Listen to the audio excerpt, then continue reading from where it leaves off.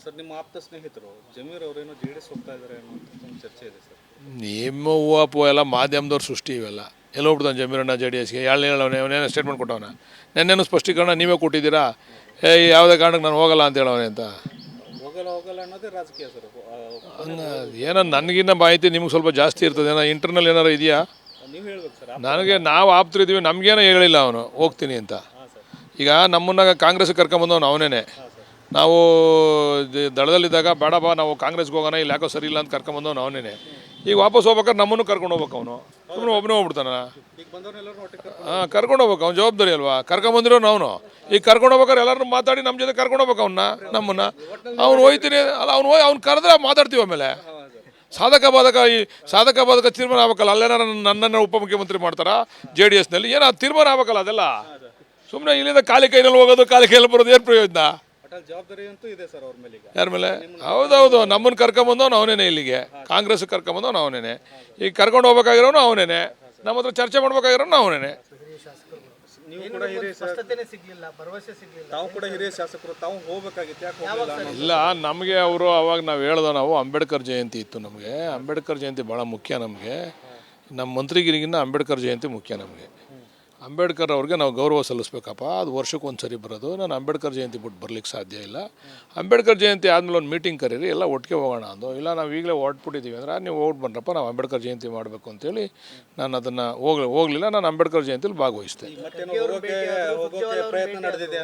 ಅದಿನ್ನೂ ನಾನು ಕರೆದಿಲ್ಲ. ಕರೆದ್ರೆ ನಾನು ತಮ್ಮ ಗಮನಕ್ಕೆ ತರ್ತೀನಿ. ಅದೇ ಅವ್ರೇನೋ ಕರೆದ್ರೆ ತಮ್ಮ ಗಮನಕ್ಕೆ ತರ್ತೀನಿ ನಾನು.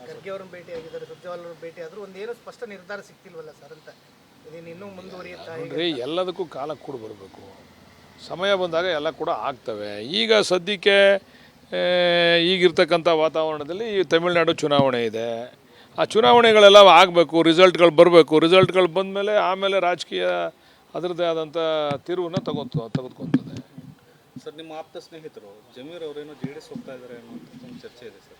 ನಿಮ್ಮ ಹೂವು ಎಲ್ಲ ಮಾಧ್ಯಮದವ್ರು ಸೃಷ್ಟಿ ಇವೆಲ್ಲ ಎಲ್ಲ ಹೋಗ್ಬಿಡ್ತಾನೆ ಜಮೀರಣ್ಣ JDSಗೆ ಅವನೇನೋ ಸ್ಟೇಟ್ಮೆಂಟ್ ಕೊಟ್ಟವನ. ನೆನ್ನೆನೂ ಸ್ಪಷ್ಟೀಕರಣ ನೀವೇ ಕೊಟ್ಟಿದ್ದೀರಾ, ಯಾವುದೇ ಕಾರಣಕ್ಕೆ ನಾನು ಹೋಗಲ್ಲ ಅಂತ ಹೇಳವನೆ ಅಂತ. ಹೋಗಲ್ಲ ಅನ್ನೋದೇ ರಾಜಕೀಯ ಸರ್. ಏನೋ ನನಗಿನ್ನ ಮಾಹಿತಿ ನಿಮ್ಗೆ ಸ್ವಲ್ಪ ಜಾಸ್ತಿ ಇರ್ತದೆ. ಏನೋ ಇಂಟರ್ನಲ್ ಏನಾರು ಇದೆಯಾ? ನೀವು ಹೇಳ್ಬೇಕು ಸರ್. ನನಗೆ ನಾವು ಆಪ್ತರಿದ್ದೀವಿ, ನಮಗೇನೋ ಹೇಳಿಲ್ಲ ಅವನು ಹೋಗ್ತೀನಿ ಅಂತ. ಈಗ ನಮ್ಮನ್ನ ಕಾಂಗ್ರೆಸ್ಗೆ ಕರ್ಕೊಂಬಂದವನು ಅವನೇನೆ. ನಾವು ದಳದಲ್ಲಿದ್ದಾಗ ಬೇಡ ಬಾ ನಾವು ಕಾಂಗ್ರೆಸ್ಗೆ ಹೋಗೋಣ, ಇಲ್ಲಿ ಯಾಕೋ ಸರಿ ಇಲ್ಲ ಅಂತ ಕರ್ಕೊಂಬಂದವನು ಅವನೇನೆ. ಈಗ ವಾಪಸ್ ಹೋಗ್ಬೇಕಾದ್ರೆ ನಮ್ಮನ್ನು ಕರ್ಕೊಂಡು ಹೋಗ್ಬೇಕು ಅವನು. ಸುಮ್ಮನೆ ಒಬ್ಬನೇ ಹೋಗ್ಬಿಡ್ತಾನ. ಹಾಂ, ಕರ್ಕೊಂಡು ಹೋಗ್ಬೇಕು, ಅವ್ನು ಜವಾಬ್ದಾರಿ ಅಲ್ವಾ. ಕರ್ಕೊಂಬಂದಿರೋನು ಅವನು. ಈಗ ಕರ್ಕೊಂಡು ಹೋಗ್ಬೇಕಾದ್ರೆ ಎಲ್ಲರೂ ಮಾತಾಡಿ ನಮ್ಮ ಜೊತೆ ಕರ್ಕೊಂಡು ಹೋಗ್ಬೇಕು ನಮ್ಮನ್ನು. ಅವ್ನು ಹೋಯ್ತೀನಿ ಅಲ್ಲ, ಅವ್ನು ಕರೆದ್ರೆ ಮಾತಾಡ್ತೀವಿ. ಆಮೇಲೆ ಸಾಧಕ ಬಾಧಕ ತೀರ್ಮಾನ ಆಗ್ಬೇಕಲ್ಲ. ಅಲ್ಲೇನಾರ ನನ್ನನ್ನು ಉಪಮುಖ್ಯಮಂತ್ರಿ ಮಾಡ್ತಾರಾ JDSನಲ್ಲಿ? ಏನೋ ತೀರ್ಮಾನ ಆಗ್ಬೇಕಲ್ಲ ಅದೆಲ್ಲ. ಸುಮ್ಮನೆ ಇಲ್ಲಿಂದ ಖಾಲಿ ಕೈನಲ್ಲಿ ಹೋಗೋದು, ಖಾಲಿ ಕೈಯಲ್ಲಿ ಬರೋದು ಏನು ಪ್ರಯೋಜನ? ಜವಾಬ್ದಾರಿ ಅಂತೂ ಇದೆ ಸರ್ ಅವ್ರ ಮೇಲೆ. ಯಾರ ಮೇಲೆ? ಹೌದೌದು, ನಮ್ಮನ್ನು ಕರ್ಕೊಂಬಂದವನು ಅವನೇನೆ. ಇಲ್ಲಿಗೆ ಕಾಂಗ್ರೆಸ್ ಕರ್ಕೊಂಬಂದವನು ಅವನೇನೆ. ಈಗ ಕರ್ಕೊಂಡು ಹೋಗ್ಬೇಕಾಗಿರೋನು ಅವನೇನೆ. ನಮ್ಮ ಹತ್ರ ಚರ್ಚೆ ಮಾಡ್ಬೇಕಾಗಿರೋನು ಅವನೇನೆ. ನಿರ್ಭೀತ, ನಿಷ್ಪಕ್ಷಪಾತ, ವಿಶ್ವಾಸಾರ್ಹ ಸುದ್ದಿಗಳಿಗೆ ಮತ್ತೊಂದು ಹೆಸರಾಗಿರೋ News18 ಕನ್ನಡ ಈಗ ಆಪ್ನಲ್ಲೂ ಲಭ್ಯ ಇದೆ. ದಯವಿಟ್ಟು ಇಲ್ಲಿರೋ QR ಕೋಡ್ ಅನ್ನು ಸ್ಕ್ಯಾನ್ ಮಾಡಿಕೊಂಡು ಆಪ್ ಡೌನ್ಲೋಡ್ ಮಾಡೋದಕ್ಕೆ ಮರಿಬೇಡಿ. ನಿಮ್ಮ ಬೆಂಬಲ ಹೀಗೆ ಸದಾ ನಮ್ಮೊಂದಿಗಿರಲಿ. ಧನ್ಯವಾದ.